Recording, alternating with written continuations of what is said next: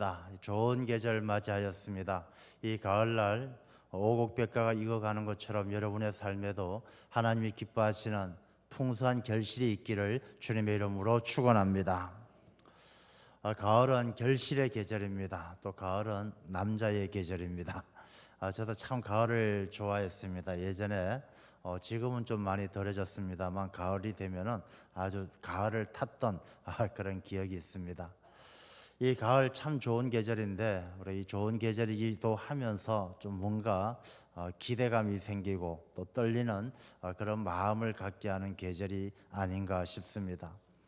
제가 지난주에는 세미나가 있어서 부산을 다녀왔습니다. 부산을 다녀오는데 이 고속도로 양쪽에 들판을 이렇게 보니까 벌써 벼들의 색깔이 많이 바뀌었습니다. 파릇파릇하던 벼들이 이제는 좀 노릇스름하게 익어가면서 이제 곧 머지않아 추수의 때가 오겠다 그런 생각을 해보았습니다. 그러면서 한편으로 드는 생각이 농부들의 마음이 얼마나 좀 설렐까. 농부들이 얼마나 고생했겠습니까. 그 봄에 좋은 씨앗들 뿌리고 모내기도 하고 또 여름에 병충해를 방지하기 위해서 농약도 치고 김도 메고 그렇게 보살폈던 곡식들이 이제 가을이 되어서 익어가고 있을 때 얼마나 많은 풍성한 수확을 거둘까, 또 그런 마음, 그런 설레는 마음이 있을 거라는 생각이 들었습니다. 근데 만약에 우리가 그 가을이 되었는데 추수를 하려고 하는데 추수할 것이 없고 쭉정이밖에 없다라면 또 이 가을이 얼마나 두렵고 힘들까.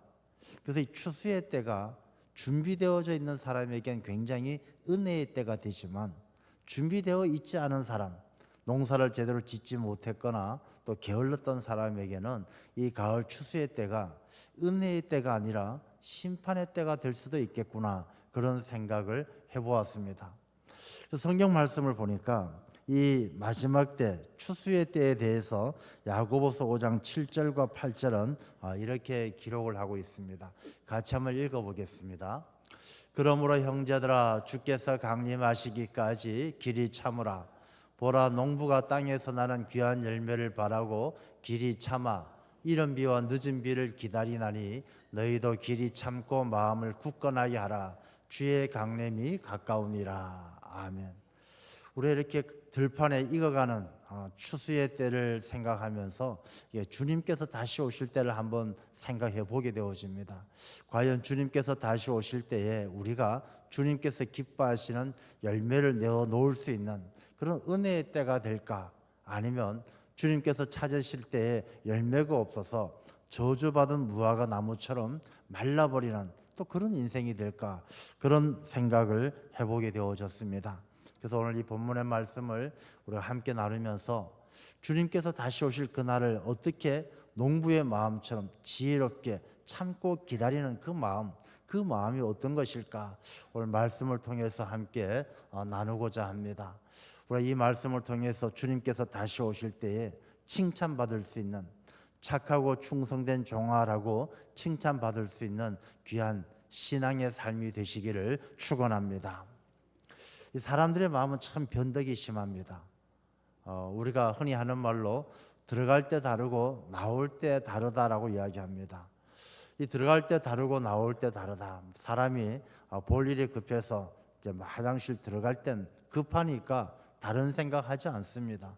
좀 지저분해도 좀 더러워도 좀 어설퍼도 급한 볼일부터 봐야 되기 때문에 들어갈 땐 다른 생각하지 않습니다.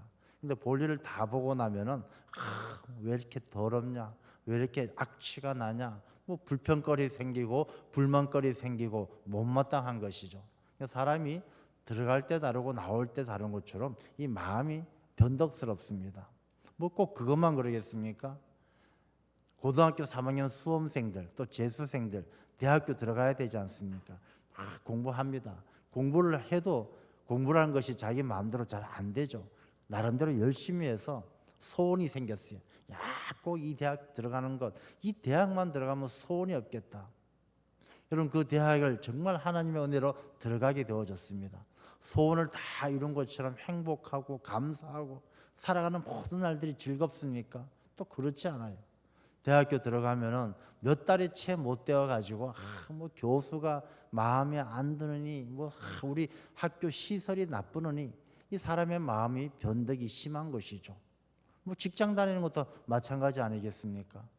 청년들이 직장을 구하기 위해서 열심히 준비할 때는 이 직장만 들어가면 취직만 하면 죽도록 일하겠다고 그렇게 이야기합니다. 면접 볼 때 입사할 때 각오가 어떻습니까? 입사만 시켜주시면 목숨 바쳐 일하겠습니다. 그런데 막상 취직을 하면 어때요? 취직하고 몇 달 지나면 불평거리가 생깁니다. 뭐 월급이 적다, 뭐 우리 회사는 복지가 안 좋다, 뭐 이렇게 불평불만이 생기면서 막 시위도 하고 데모도 하고 그런 일들을 하게 되어지는 것이죠. 이 사람의 마음이 처음 마음을 그대로 지켜가는 것이 참 어렵습니다.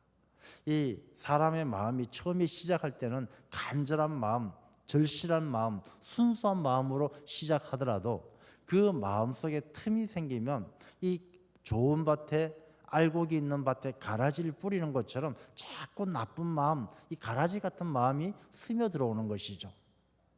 신앙생활도 마찬가지입니다. 이 신앙생활도 여러분들이 처음에 시작했던 그 신앙생활을 끝까지 지켜가는 것이 참 어려운 것입니다. 뭐 여러분들 아마 한번 기억해 보십시오. 우리가 처음 예수님을 알게 되어지고 예수님을 영접하고 신앙생활을 했을 때, 그 신앙생활을 했을 때 주일이 기다려집니다. 주일이 기다려져서 뭐 교회 가는 게 너무 행복한 거예요. 교회 가는 게 너무 행복하고 교회 가서 예배 드리는 시간이 그렇게 은혜로울 수가 없습니다.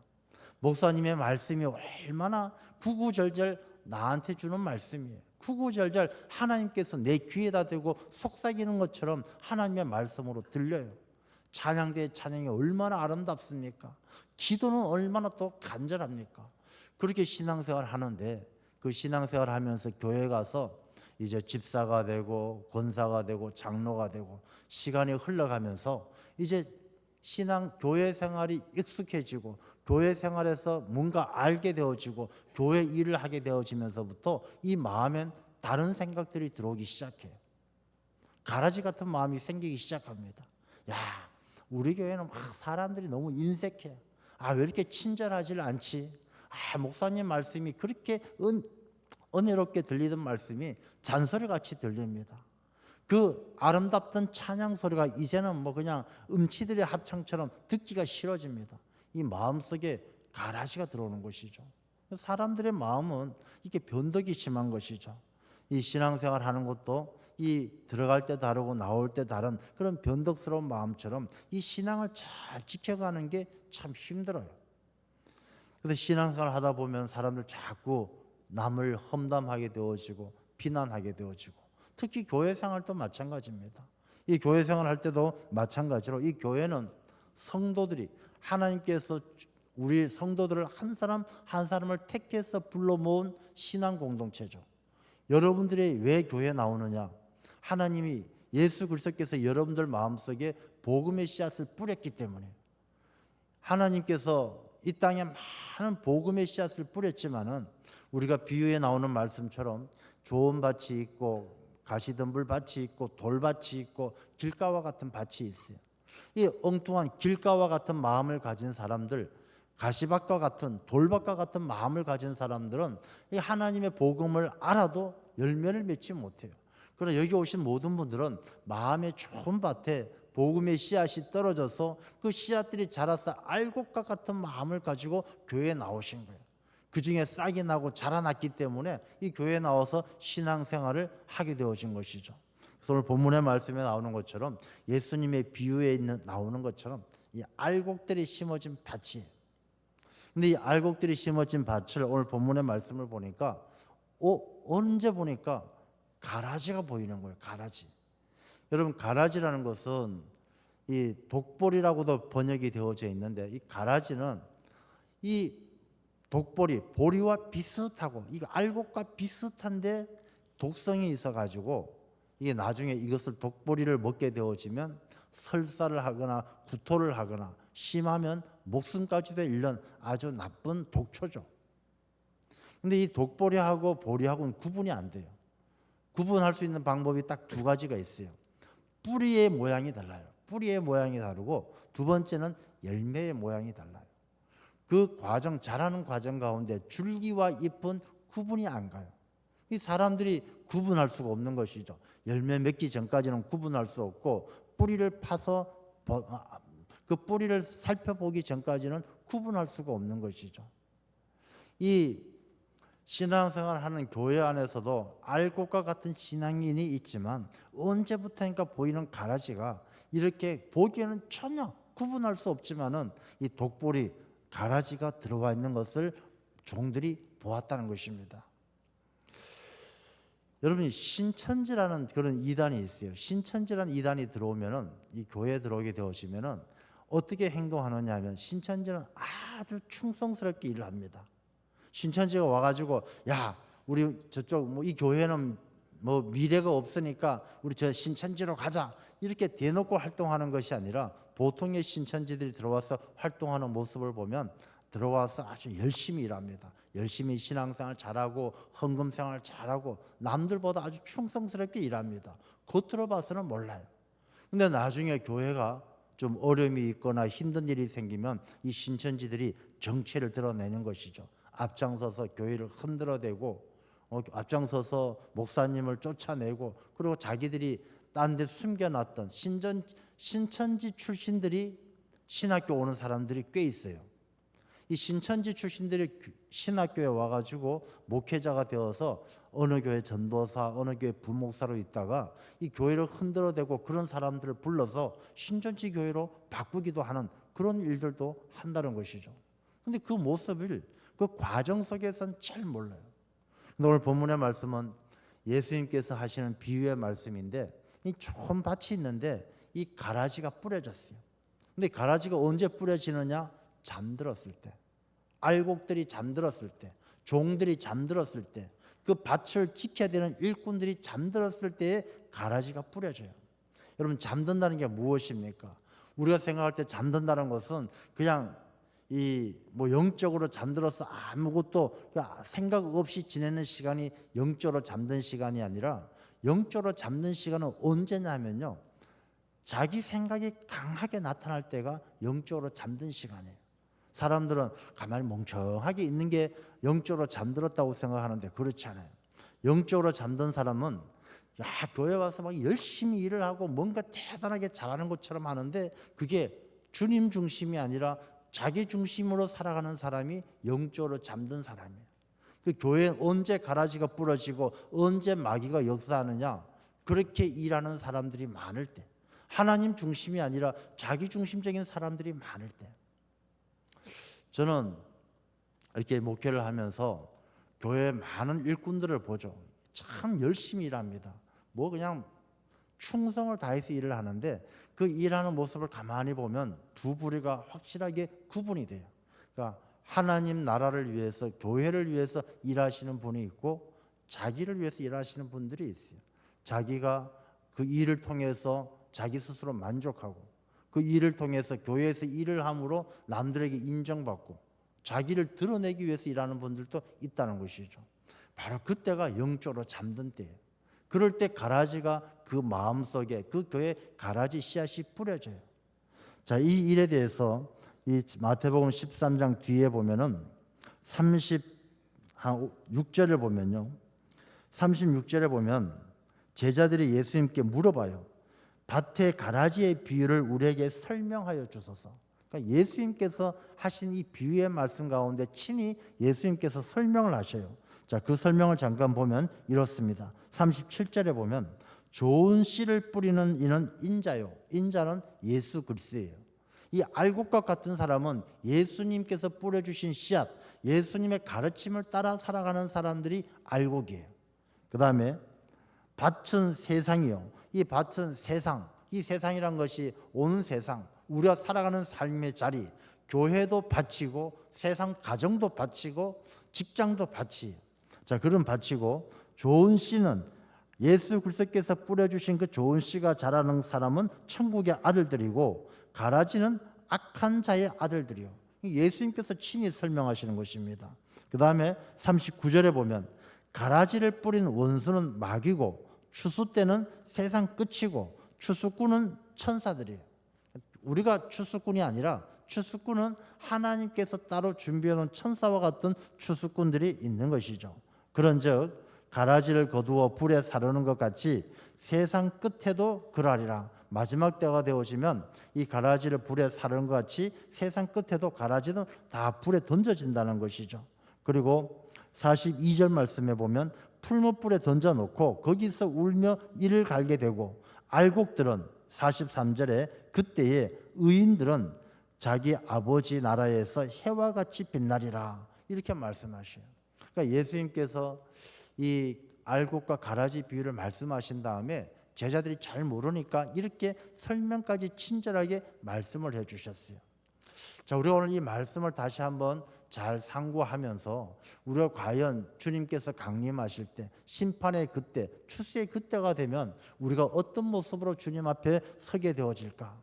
우리가 내 마음속에 자라는 가라지들을 잘 뽑아내지 않는다라면 우리 교회가 이 가라지들이 많아진다라면 하나님 보시기엔 아름답지 않겠죠.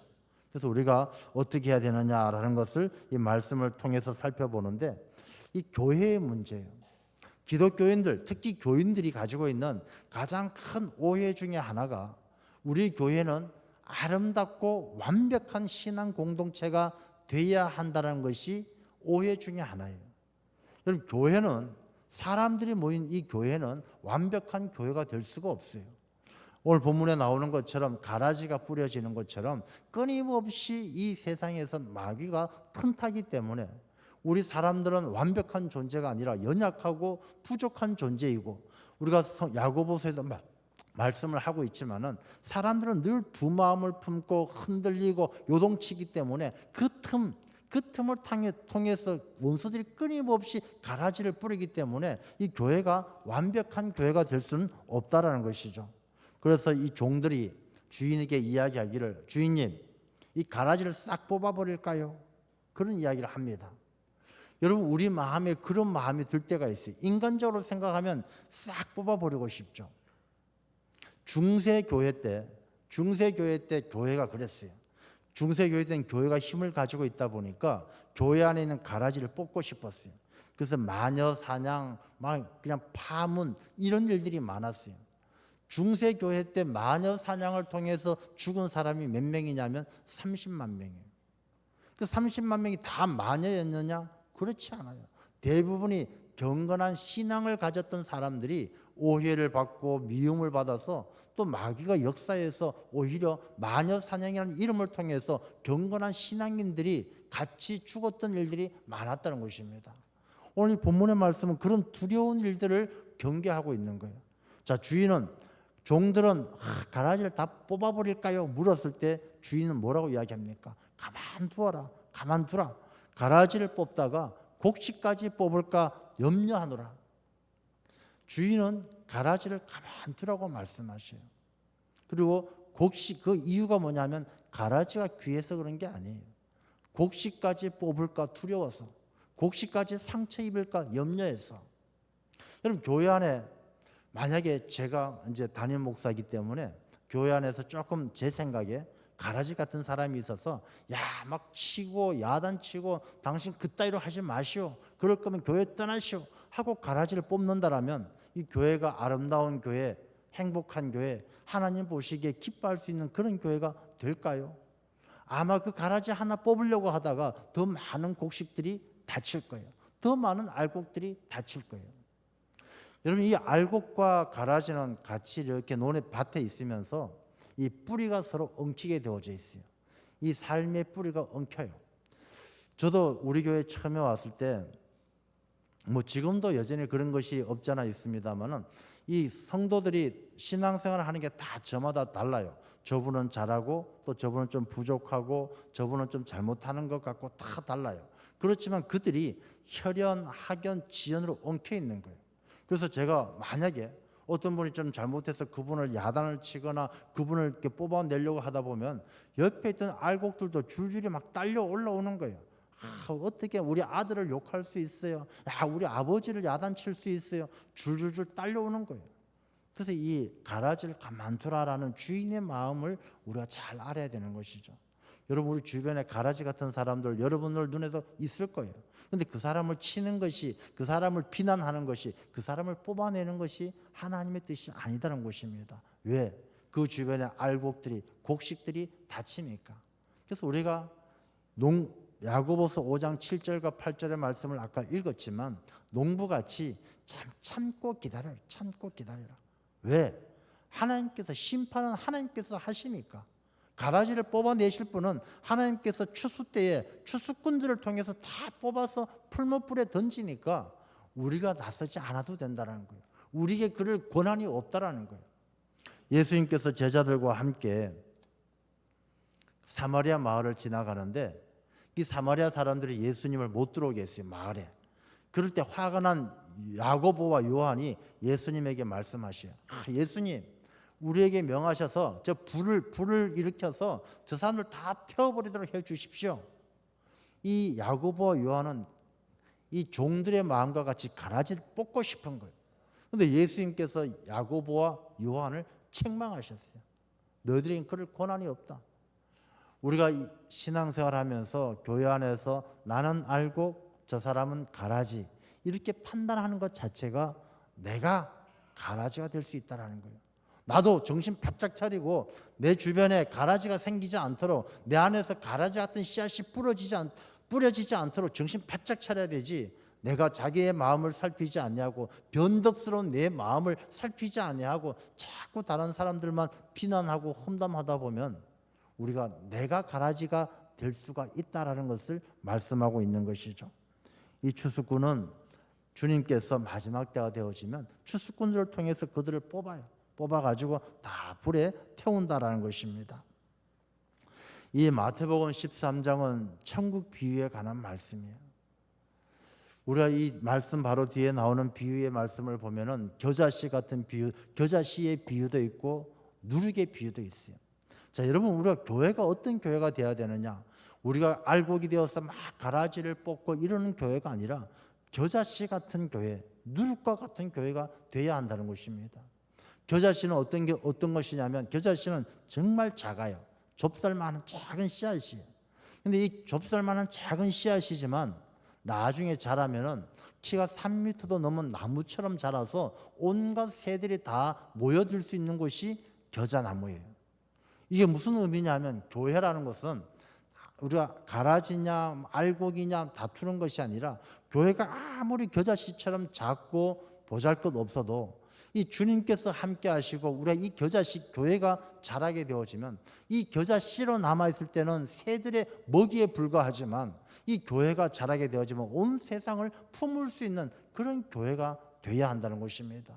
이 교회가 알곡이냐 가라지냐, 가라지를 뽑아야 된다, 서로 미워하고 다투면서 너가 옳으냐 내가 옳으냐, 그래서 겨자씨로 남아있는 그런 작은 교회가 아니라, 우리가 서로 인정해주고 서로를 위해서 기도해주고, 저 가라지가 가라지일지라도 그것은 주님의 손에 맡겨드리고 우리가 참고 기다리면서 이 겨자씨가 자라게 되어지면 모든 새들이 다 깃들일 수 있는 것처럼 세상을 품을 수 있는 교회가 되어야 한다는 것입니다. 여러분, 누룩이란 것이 좋은 게 아니에요. 여러분, 누룩을 여러분들 뭐 아시겠지만 모양도 보면 무슨 곰팡이 덩어리 같고 냄새도 별로 안 좋아요. 근데 이 누룩이 가루 서말에 갖다 넣으면 이 가루가, 맛도 없는 가루가, 이 가루가 발효가 되어지고 맛있는 빵으로 만드는 것이 바로 누룩이에요. 여러분, 누룩은 가루를 바꿀 수 있지만 가루는 누룩을 바꿀 수가 없어요. 이 누룩은 교회고 가루는 세상이에요. 이 교회가 비록 보잘것없고 작아 보이고 비천해 보여도, 여러분, 이 말씀에 나오는 그 시대가 어땠습니까? 예수님의 제자들이요, 어부들이고 세리들이고 뭐 다 잘난 사람은 없어요. 누룩과 같이 볼품없고 비천했던 자들이지만 이들이 세상에 나가서 복음을 전할 때 세상이 바뀌는 거예요. 하루에 3,000명이 넘는 사람들이 하나님께로 돌아오는 거예요. 세상에 가루 서말이 바뀌어서 맛있는 빵이 되는 것처럼 세상을 바꾸는 것이 누룩이에요. 교회가 누룩과 같은 교회가 돼야 한다는 것입니다. 우리가 교회 안에서 알곡이냐 가라지냐, 가라지를 뽑아야 된다 이러고 있는 그런 교회가 아니라, 누룩과 같이 우리가 비천하고 적고 모자라도 우리가 세상 가운데 던져져서 세상을 변화시키고 세상 가운데서 맛있는 빵을 만들어가는 것처럼 하나님의 나라가 임할 수 있도록 우리 교회가 귀하게 쓰임 받아야 할 줄로 믿습니다. 우리가 가을입니다. 추수의 때가 멀지 않았습니다. 우리가 이 알곡이 익어가는 이 세상의 추수가 아니라 주님께서 다시 오실 날도 멀지 않았습니다.